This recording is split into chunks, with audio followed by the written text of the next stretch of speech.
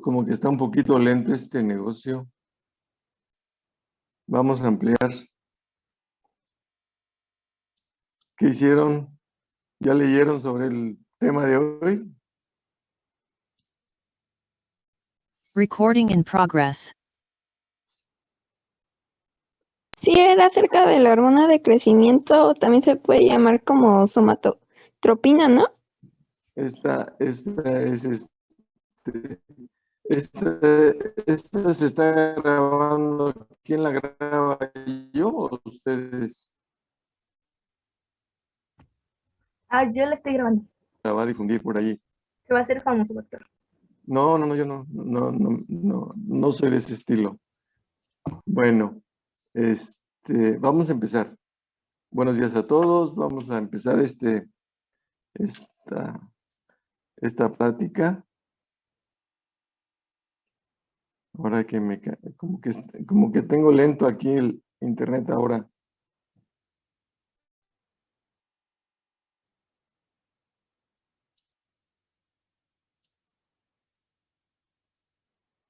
Ese es un mensaje nada más, ¿eh?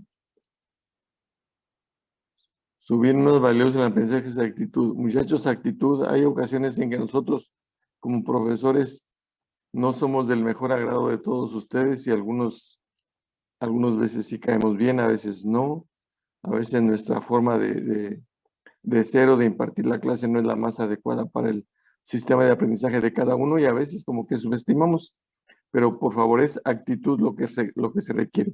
Entonces la actitud es de estar abiertos a recibir como esponjas todo lo que se les ofrezca. Vamos a tratar de hacer agradable esta hora y vamos a empezar. Este es lo que ustedes ya saben y ya tienen y esto es lo que nos dijeron.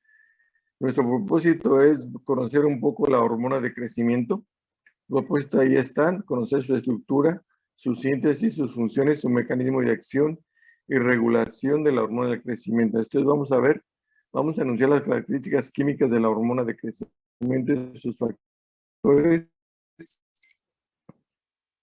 enunciar los factores fisiológicos, patológicos y fármacos que afectan la secreción de ellas, analizar el significado metabólico e integrativo de estas modificaciones, enunciar los efectos inducidos por la hormona de crecimiento sobre el metabolismo de hidratos de carbono, proteínas y grasas, explicar en base a un modelo el mecanismo de acción de la hormona de crecimiento a nivel celular y subcelular, explicar el papel de los factores de crecimiento como intermediarios. El tema es muy ambicioso, vamos a hacer lo más que se pueda de esto y les recuerdo que me pueden interrumpir cuando consideren que necesario. Entonces, vamos a repetir algunas cosas. Las primeras diapositivas nos sirven de introducción y es tal vez repetición de muchos temas del momento, porque estamos viendo, hagan de cuenta que el hipotálamo es el que nos dirige la vida. El hipotálamo es el papá de toda la endocrinología y de apoyo con la neurología. El hipotálamo es el que nos mantiene vivos, nos mantiene estables. Entonces, de esta diapositiva lo que quiero recalcar es lo que está subrayado. Vamos a ver el sistema hipotalámico, hipófisis anterior y las hormonas de la adenohipófisis. Eso es lo que vamos a ver ahorita. Ahí vamos a ir destacando. Aquí están una lista de las hormonas hipotalámicas liberadoras e inhibidoras. Esto es lo que produce el hipotálamo en relación al eje hipotálamo-hipófisis. De aquí recalcamos que lo que vamos a ver ahora es la hormona liberadora de hormona de crecimiento, que se abrevia así como ven ahí ustedes. Si se acuerdan, esas abreviaciones son en inglés. G de growth de crecimiento, H de hormona, R de release, de liberación, y H otra vez de hormona. Entonces, hormona liberadora de hormona de crecimiento. Yo sé que ustedes saben más inglés que yo, pero aquí estamos. Ayúdeme. Entonces, vamos a ver lo que es la hormona liberadora de crecimiento y la hormona inhibidora de la hormona de crecimiento, que es la somatostatina. De esta diapositiva destacamos esas dos cosas que vamos a darle seguimiento. En la siguiente es una imagen de las tantas que ya han visto seguramente. Y en esta primera imagen vemos aquí a la derecha, aquí arriba donde se está señalando la flecha, lo que ya vimos ayer, la fuente de la hormona antidiurética y de la oxitocina. Y cómo estas neuronas de los núcleos supraórtico y paraventriculares tienen sus axones largos, recordando lo de ayer, sus axones largos de los núcleos y que llegan hasta la neurohipófisis en la parte posterior de la adenohipófisis propiamente. A diferencia de lo que hoy vamos a ver, es que estas neuronas de otros núcleos del hipotálamo son fuente de factores liberadores y factores inhibitorios. Si ustedes ven, sus axones no son tan largos como los de la neurohipófisis. Y aquí estamos viendo que estos factores liberadores se producen en estas neuronas, en otros núcleos, y estos factores u hormonas liberadoras van a ser transportadas hasta la hipófisis a través de la vasculatura, de la vasculatura portal hipofisiaria. Y aquí vemos en la parte anterior, esto es lo que corresponde a la hipófisis anterior o a la adenohipófisis. Aquí vemos sus partes y al final vemos las salidas venosas, en este caso esta y esta, que nos señalan que por aquí salen las hormonas que se producen en la adenohipófisis.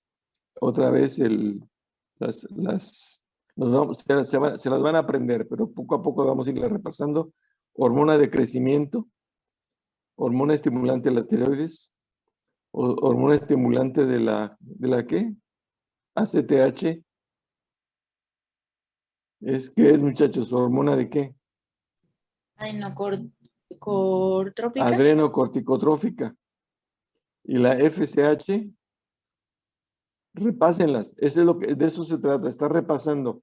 Digo, yo creo que vamos a repetir muchas veces los profesores estas imágenes. La FSH es la hormona. Folículo estimulante. Folículo. Y la HL. Luteinizante. Y la prolactina. Y esta otra, ¿cuál es? MSH. Hormona estimulante de los melanocitos.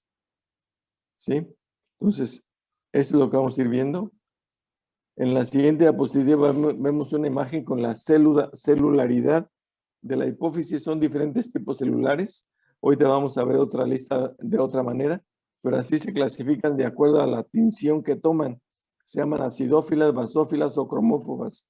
Entonces, así están clasificados. Y ahorita vamos a ver otra clasificación.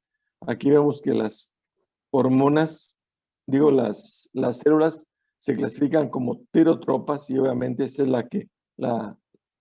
estas células son las que sintetizan y liberan la hormona estimulante de la tiroides. Vamos a seguir, repase y repase estos son las abreviaciones en inglés. Entonces, las corticotropas son las células corticotropas que liberan corticotropina y que es la hormona que va a estimular a la suprarrenal. Las gonadotropas que van a producir dos. Las células gonadotropas producen tanto hormona folículo estimulante como hormona luteinizante. Las somatotropas son las que van a producir la hormona de crecimiento y los lactotropas van a producir la hormona prolactina. Estos son para seguir repasando y tenemos que estar repasando. De esta diapositiva estamos resaltando que las hormonas de la adenohipófisis, de lo que vamos a ver en esta ocasión, vamos a ver la hormona de crecimiento, también llamada somatotropina. Ahorita vamos a ver qué otros nombres tiene por ahí. La hormona de crecimiento también se le puede llamar como, es somatotropina o somatotrofina. Los pueden encontrar con diferentes nombres en la literatura. Se refiere a lo mismo. La hormona de crecimiento es lo mismo que somatotrofina o que somatotropina. Ahora, les pregunto, ¿qué significa somatotrofina o somatotropina? Pregunta para ustedes, ¿qué significa? Es que esto es para que se acuerden, es muy fácil entenderlas si saben cuál es el origen del nombrecito este de somatotrofina. ¿Qué significa soma? Vamos a repartirla. ¿Qué significa soma? Muchachos, es para todos. ¿Qué significa soma? Cuerpo. ¿No se la saben? ¿Cuerpo? ¿Cómo? Sin miedo. ¿Cuerpo? ¿No es cuerpo? Cuerpo, es cuerpo. ¿Y trofén qué significa? Alimento. ¿Alimento? O alimento o crecimiento. Entonces esto significa, esta hormona es la que ayuda al crecimiento. Eso significa somatotrofina o somatotropina, ¿sí?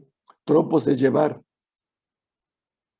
o dirigir, tropos. Y trofín es comer también, o alimentar, o crecer. Entonces, somatotrofina es la hormona que ayuda al crecimiento y al mantenimiento del cuerpo.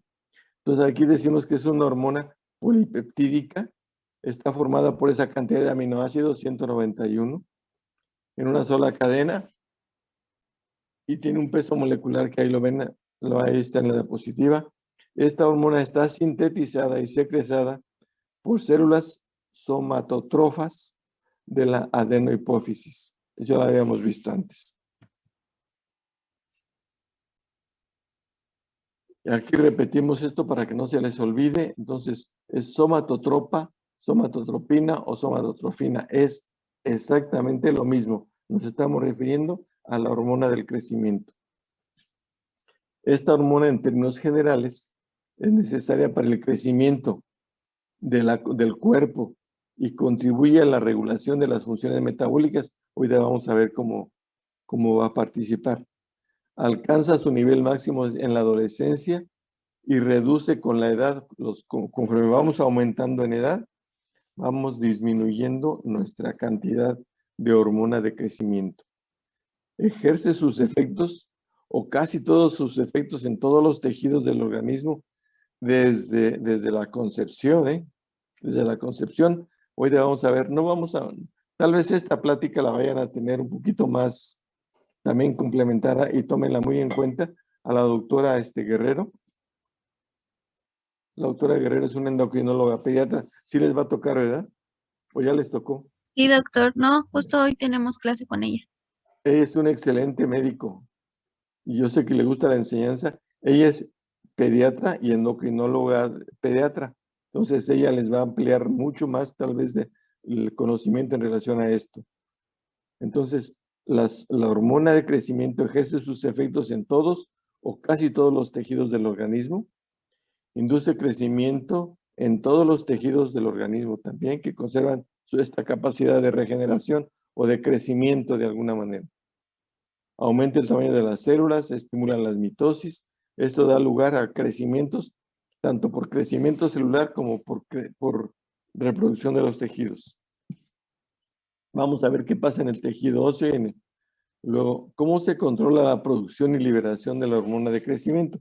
Vamos a tratar de definirlo en estas siguientes diapositivas. Esta imagen es una imagen donde vemos cómo se secreta, cómo se produce la hormona de crecimiento en relación, cómo tiene un ciclo. Aquí estamos viendo una curva donde dice cuando se hace ejercicio agotador, tiene un pico. Ese ejercicio agotador tiene que ser un ejercicio muy intenso para que se produzca la secreción de hormona de crecimiento. Si no se hace este ejercicio, entonces imagínense esta curva sin este pico y veamos cómo la secreción es pulsátil. Y esta secreción pulsátil es de baja intensidad durante el día. Aquí vamos viendo a las 8 de la mañana, estamos como a las 9. Yo sé que andamos como por aquí ahorita en la mañana. Y como ven, tenemos un pulso aquí bueno, ustedes están jóvenes, yo ya no tanto, pero se supone que tenemos ahorita en la mañana, a las 9 de la mañana, este pico, ¿sí? Y a las 12 del día que estamos, no muchos hacen ejercicio a las 12 del día, Pero cuando se hace ejercicio a la hora que sea, este pico se puede desarrollar, un pico de corta duración, pero elevado. Después tenemos los otros pulsos durante el día, y el pulso más importante y más significativo se presenta durante el sueño. Sobre todo, como dicen, 3 a 4 horas después de que nos dormimos. Sé que cuando estamos despiertos estudiando la endocrinología, si estamos despiertos no se produce tanto la hormona de crecimiento. Después de 3 a 4 horas vamos a ver más adelante que uno se duerme, y en ciertos tipos del sueño, etapas del sueño, es cuando se produce regularmente este pico de crecimiento. ¿Esto qué significa? Bueno, pues también significa que durante el sueño la hormona de crecimiento hace su trabajo de recuperación en todo nuestro organismo. Y como ustedes ven ya en la madrugada, después de las 4 de la mañana, pues prácticamente ha desaparecido ese pico y vuelve otra vez a tomar el ritmo de secreción pulsátil. ¿Sí?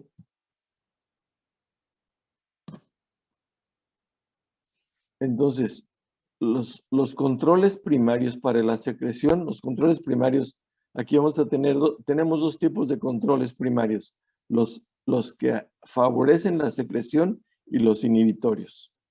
Los que favorecen la secreción, obviamente, ¿qué es lo que produce la mayor secreción de la hormona de crecimiento? Pues la hormona liberadora del crecimiento del hipotálamo. ¿Sí? Esa es la principal. Esa es la principal hormona estimulante para que se produzca. Pero también hay otra hormona que se llama grelina. Esta grelina es una hormona de tubo digestivo, pero se le ha encontrado que esta grelina también tiene un factor importante en la estimulación, en la secreción de hormonas de crecimiento a nivel de la adenohipófisis. Y como factores o controladores inhibitorios tenemos la somatostatina. A ver, ¿qué significa somatostatina? Ya hablamos de la somatotrofina. Ahora, ¿qué es la somatostatina? Muchachos, ya dijeron que esto es soma, que es cuerpo, y status, ¿qué significa? ¿Como permanecer fijo? ¿Cómo? ¿Permanecer fijo? Como permanecer estable, como estabilizar, como que ya cálmate, hormona. Entonces, esta es una hormona que reduce, inhibe o bloquea de alguna manera inhibe. Es una hormona inhibitoria de la liberación de la hormona de crecimiento. Entonces, es una forma en la que el organismo controla una parte la secreción y por otra parte la inhibición. Esto es la combinación de estos factores, son los que hace que sea el tipo pulsátil que acabamos de ver en la posición anterior. Y las somatomedinas, ¿qué son las somatomedinas? Las somatomedinas, ahorita las vamos a ver enseguida, son las hormonas por las cuales la hormona de crecimiento trabaja en todos los tejidos del organismo. Se llaman somatomedina o factor de crecimiento insulínico. La somatomedina C es la más importante y esta se llama factor de crecimiento insulínico. En algunas literaturas o libros lo ponen como pseudoinsulínico. ¿Y por qué se llama insulínico? ¿Por qué se produce pseudoinsulínico? Porque la estructura de la somatomedina C se parece mucho a la proinsulina. Por eso se llama factor de crecimiento insulínico. Y es a través de este factor de crecimiento que la hormona de crecimiento hace su efecto en las células de nuestro organismo. Esto es, en este caso, este es un factor que inhibe la síntesis de hormona de crecimiento por la hipófisis. ¿Sí? Entonces, vamos a seguir. Otra lista de factores de crecimiento, como dicen aquí, estimulan la secreción de hormona de crecimiento o la inhiben. Entonces vamos a ver una lista de otros factores que estimulan. El descenso de la glucosa, esto es la hipoglucemia o el descenso de la glucosa, estimula la secreción de hormona del crecimiento. el descenso de los ácidos grasos libres en la sangre, la inanición o ayuno. Esto es cuando estamos en ayuno, sobre todo ayunos prolongados, o cuando hay deficiencias de proteínas, esto es un estímulo para que se produzca o se libere la hormona de crecimiento. Los traumatismos, el estrés, la excitación, el ejercicio, como ya vimos en la diapositiva anterior, el ejercicio intenso, como genera un pico de liberación de hormona de crecimiento. La testosterona, los estrógenos, el sueño profundo. Ya les decía en la diapositiva anterior que durante el sueño, en ciertas etapas, aquí en las etapas 2 y 4 del sueño, es cuando más se produce ese pico que vimos en la diapositiva de las secreciones. Y obviamente la hormona liberadora de crecimiento, estos son factores que estimulan la liberación, la producción y liberación de la hormona de crecimiento. ¿Por qué la testosterona? ¿Por qué los traumatismos? ¿Por qué el estrés?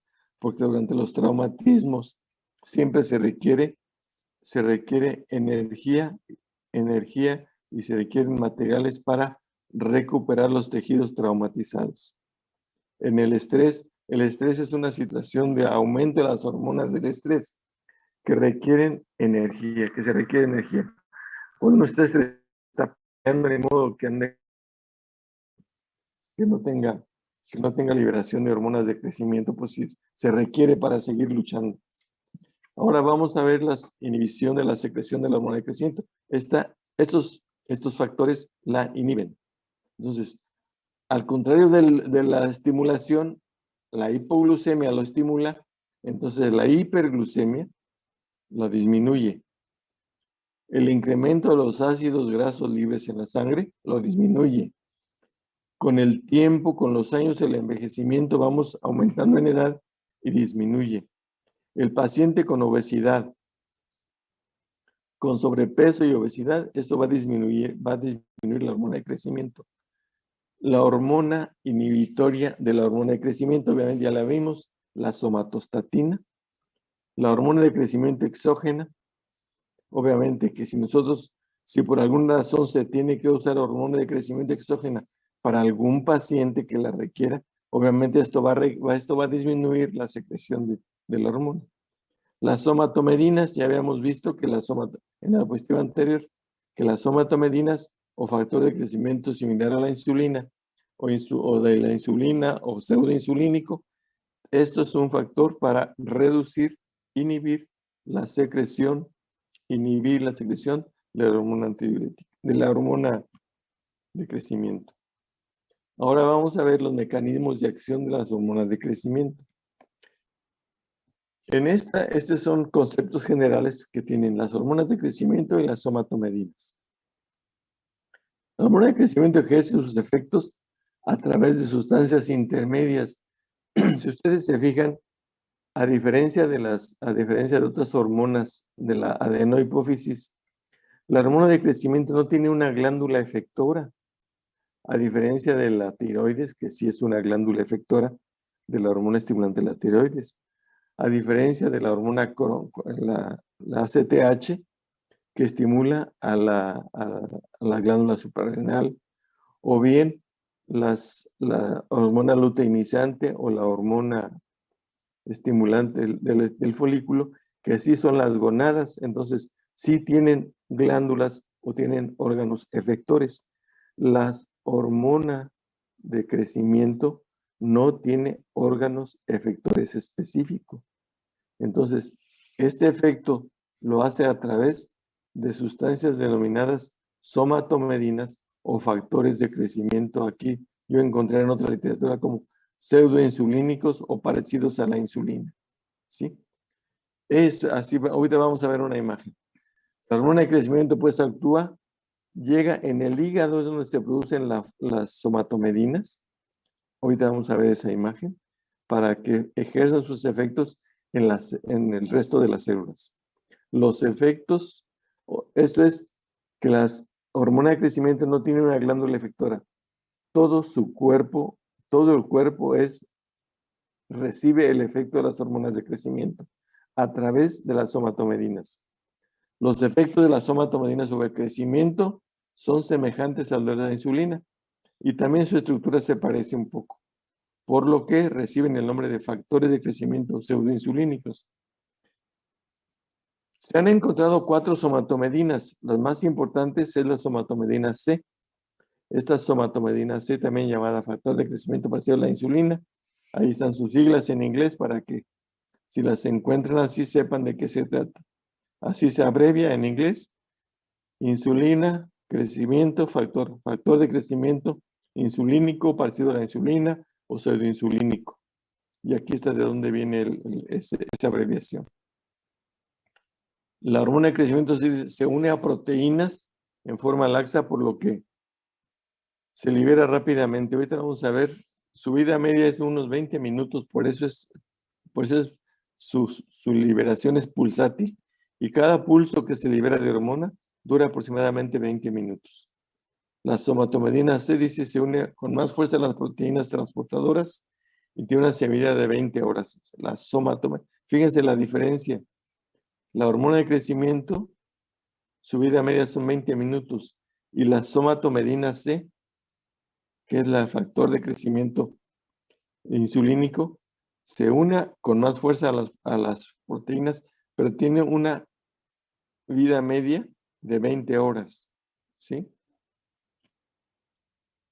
Y aquí estamos viendo lo que acabamos de mencionar. A partir de la adenohipófisis, aquí se produce la hormona de crecimiento, y la hormona de crecimiento, por una parte, va al hígado, y aquí en el hígado es donde se produce el factor de crecimiento insulínico tipo 1 o somatomedina. Esta somatomedina aumenta, es la que va a hacer el efecto de aumento de la síntesis de las proteínas a nivel óseo, a nivel de órganos corporales y a nivel de músculos. Y aquí vemos cómo a nivel de hueso, vamos a ver más adelante, hay aumento del crecimiento lineal. Los órganos corporales, aumento del tamaño y función y controla la función de los órganos. A nivel muscular, aumento de la masa muscular. Y por otra parte, los efectos, aquí tiene efectos de crecimiento, acá tiene efectos antiinsulínicos, acá se ven, la hormona de crecimiento tiene efectos antiinsulínicos. Así vemos en el tejido adiposo. Bueno, ahorita todavía no saben qué es lo que hace la insulina, pero en el tejido adiposo la hormona de crecimiento va a aumentar la lipólisis.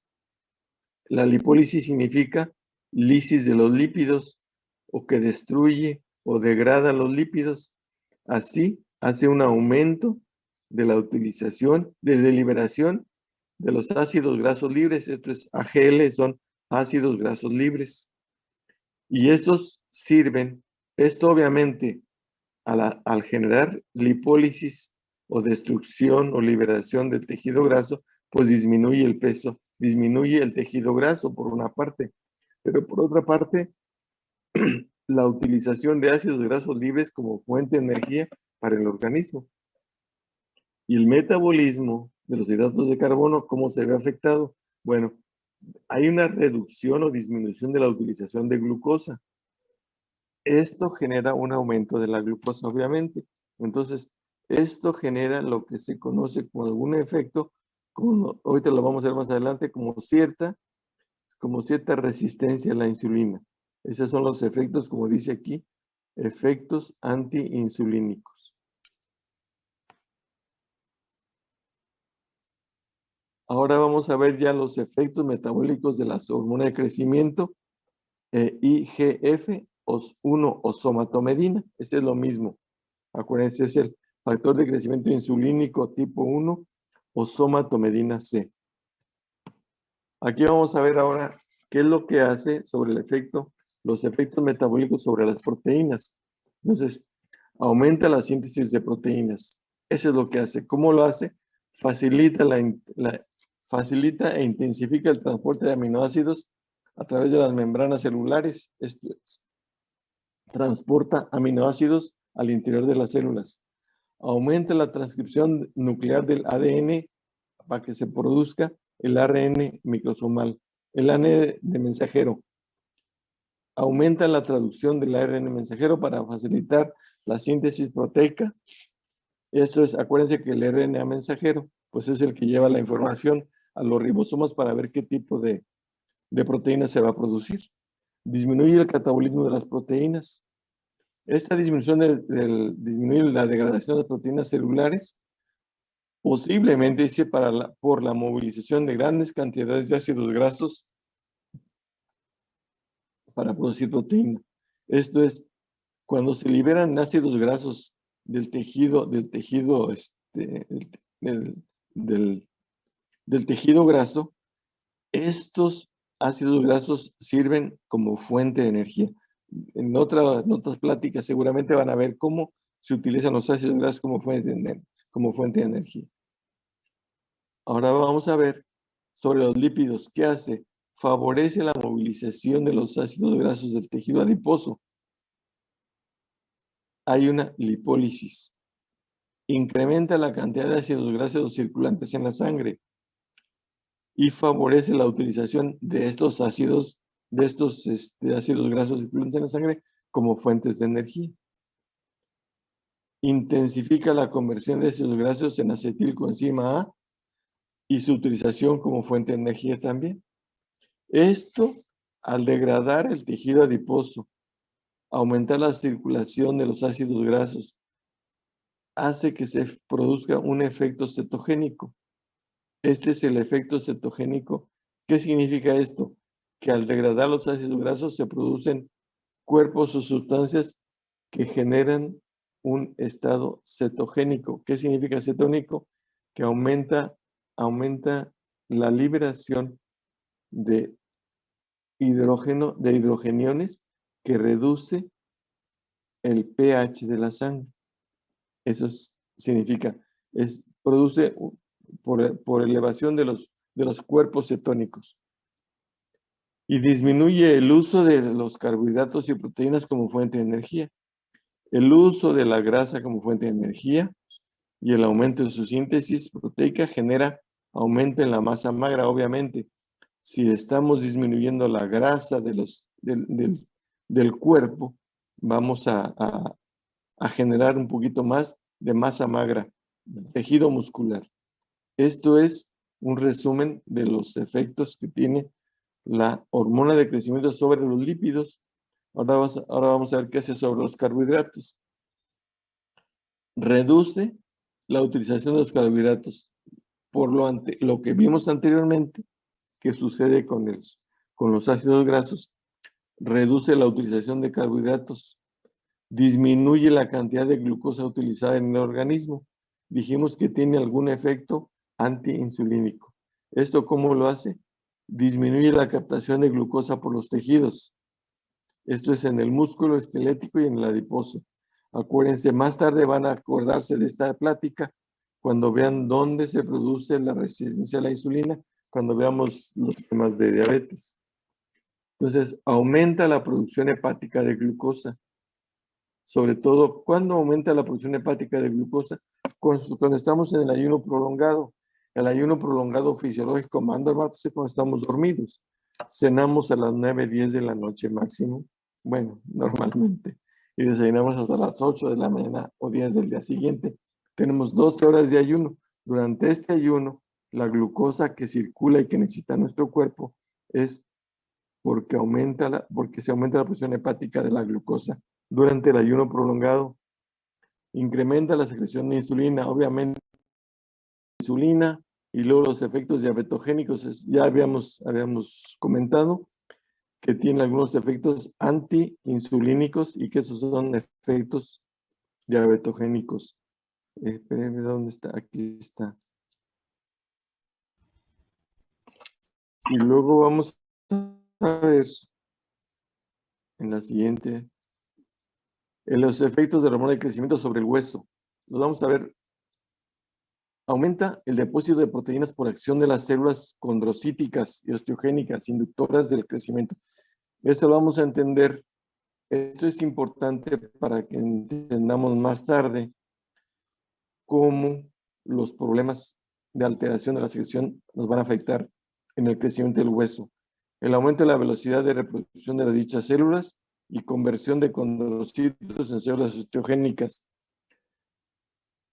Ya les comentábamos ayer que los problemas de la endocrinología son que se producen de más o se producen de menos, o hay resistencias en los tejidos o en los tejidos efectores. En este caso, vamos a entender, esta diapositiva nos va a ayudar a entender posteriormente cómo cuando una persona que tiene deficiencia de hormona de crecimiento, pues sus huesos no van a crecer y va a quedar chaparrita. Eso lo van a ver con la doctora Guerrero. O bien, cuando una persona tuvo o tiene aumento de la secreción de la hormona de crecimiento, pues va a ser un gigante o va a tener anormalidades en el crecimiento de los huesos, en el crecimiento de sus corporal y en sus huesos. Eso lo vamos a ver mañana, creo, con la deficiencia, ¿no? Efectos de las hormonas de crecimiento sobre el hueso. Aumento de la longitud del hueso, los huesos largos desde la infancia hasta la adolescencia en que se unen las epífisis. Los osteoblastos del periósteo óseo y algunas cavidades. Se deposita un hueso nuevo en la superficie del viejo. Y los osteoclastos, también vamos a ver más adelante a qué se refiere osteoclastos, osteoblastos. Los osteoclastos son células que destruyen el hueso. Los osteoblastos son formadores. Aquí hablamos de que los osteoblastos son formadores de hueso. Y los osteoclastos eliminan el hueso. La hormona de crecimiento tiene un potente efecto estimulante para osteoblastos, para formadores de hueso. ¿Sí? Esto hace que los huesos puedan crecer toda la vida mientras se siga produciendo. Cuando hay crecimiento del hueso membranoso, dice, a nivel se ven como en la mandíbula. ¿Se han visto personas o se acuerdan que es la prognatia? Las personas que tienen muy pronunciado su mandíbula. O bien personas que parece que tienen techos acá arriba en los ojos. Esas son prominencias o protuberancias frontales que se producen por el crecimiento del hueso. Adiós. ¿Ya acabamos? ¿Qué más me faltó, muchachos?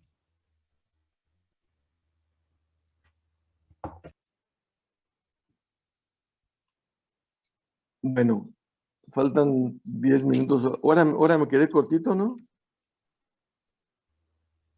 Ahora fue rápido. Muchachos, ¿ya se fueron?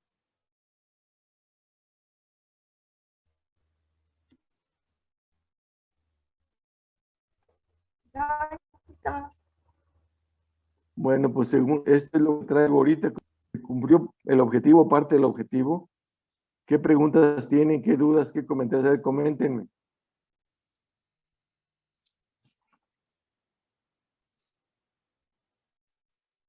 Muchachos.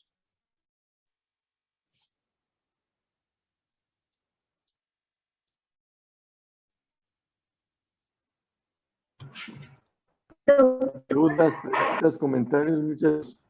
Doctor, Sí.